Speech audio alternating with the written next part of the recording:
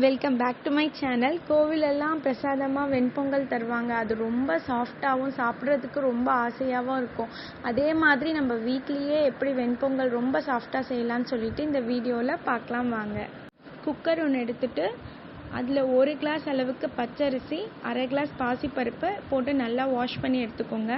10 மிளகு, 1/4 ஸ்பூன் சீரகம், கொஞ்சம் கருவேப்பிலை, 1/4 ஸ்பூன் அளவுக்கு பெருங்காயத்தூள், 1/2 ஸ்பூன் அளவு உப்பு, சால்ட்டு சேர்த்துக்கிட்டு 5 கிளாஸ் அளவு தண்ணி விட்டுக்கோங்க. 1/2 கிளாஸ் எடுத்தோன்னா 5 கிளாஸ் கரெக்டாக இருக்கும். எடுத்துகிட்டு ஒரு 4 விசில் நல்லா விட்டு எடுத்துக்கோங்க.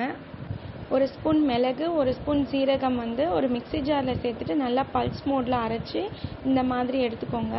இப்போ ஃபுல்லாக ப்ரெஷர் போனதுக்கப்புறம் குக்கரை ஓப்பன் பண்ணுங்கள்.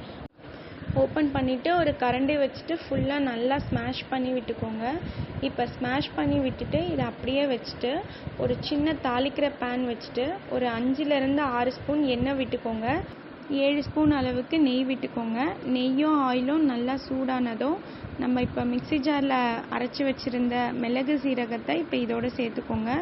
சேர்த்துட்டு ஒரு துண்டு இஞ்சியை குட்டி குட்டியாக கட் பண்ணி இதோடு சேர்த்துட்டு ஒரு 10லேருந்து 15 கேஷ்யூ நட்டை இந்த மாதிரி குட்டியாக கட் பண்ணிக்கோங்க. கொஞ்சம் கருவேப்பிலை, ஒரு 1/4 ஸ்பூன் அளவுக்கு பெருங்காயத்தூள் இப்போ சேர்த்துட்டு இது நல்லா கலர் சேஞ்ச் ஆனதும் தாளித்து இப்போ பொங்கலில் சேர்த்துக்கோங்க.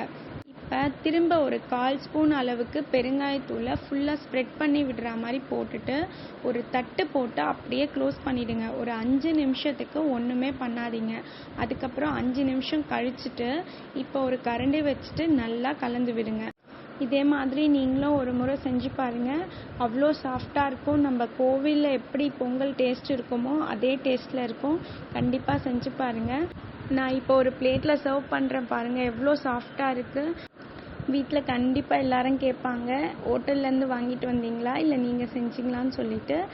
அந்த அளவுக்கு அவ்வளோ சூப்பராக இருக்கும். ஸோ அதனால் நான் ஒரு சேஞ்சஸ்க்கு இந்த வடை செஞ்சுருக்கேன்.